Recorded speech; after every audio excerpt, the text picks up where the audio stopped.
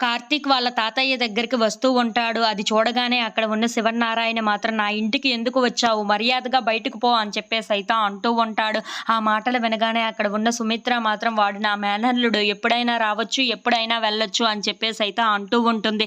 ఇంతలో అక్కడ ఉన్న కార్తీక్ మాత్రం "ఎందుకు అత్త నాకు నువ్వు సపోర్ట్ చేసి ఇంట్లో ఉన్న వాళ్ళందరికీ చెడ్డదానివి అవుతావు.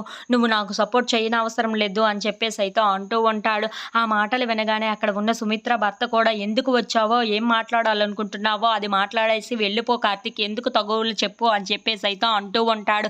ఇంతలో అక్కడ ఉన్న శివన్నారాయణ మాత్రం "ఏంట్రా నువ్వు కూడా వాడికే సపోర్ట్ చేస్తున్నావా ఏంటా? నీ తండ్రిని పేరు పెట్టి మరీ పిలుస్తున్నాడు. అలాంటి వాడికి సపోర్ట్ చెయ్యొచ్చా నువ్వు" అని చెప్పేసైతే అంటూ ఉంటాడు. ఇంతలో అక్కడ ఉన్న జ్యోత్స్న మాత్రం దీప వైపు చాలా కోపంగా చూస్తూ "ఇంతవరకు కుటుంబాల మధ్యన దూరం పెంచావు. ఇప్పుడు మా మధ్యన కూడా దూరం పెంచుతున్నావా ఏంటి దీప? ఎందుకు నువ్వు ఇక్కడికి వచ్చావు? మళ్ళీ మా అమ్మా నాన్నల్ని కూడా మా దగ్గర నుండి వేరు చేయాలనుకుంటున్నారా ఏంటా మీరు? అందుకే కదా ఇలా వచ్చారు" అని చెప్పేసైతే అంటూ ఉంటుంది. ఆ మాటలు వినగానే అక్కడ ఉన్న దీప మాత్రం ఒక్కసారిగా షాక్ అయిపోయి అక్కడ ఉన్న జ్యోత్స్న వైపు అలా చూస్తూ ఉండిపోతుంది. ఇంతలో అక్కడ ఉన్న వాళ్ళ తాతయ్య మాత్రం "నీతులు చెప్పడానికి ఇక్కడికి వచ్చారా మీరు? ఎలాంటి నీతులు చెప్పాలనుకుంటున్నారు? నీ తండ్రేమో రెండో పెళ్లిని చేసుకొని మమ్మల్ని మోసం చేశాడు. నువ్వేమో రెండో పెళ్లి దాన్ని చేసుకొని మమ్మల్ని మోసం చేశావు. ఇంకా ఏం నీతులు చెప్పడానికి ఇక్కడికి వచ్చావు? సిగ్గుగా అనిపించటం లేదా?" అని చెప్పేసైతే అంటూ ఉంటాడు.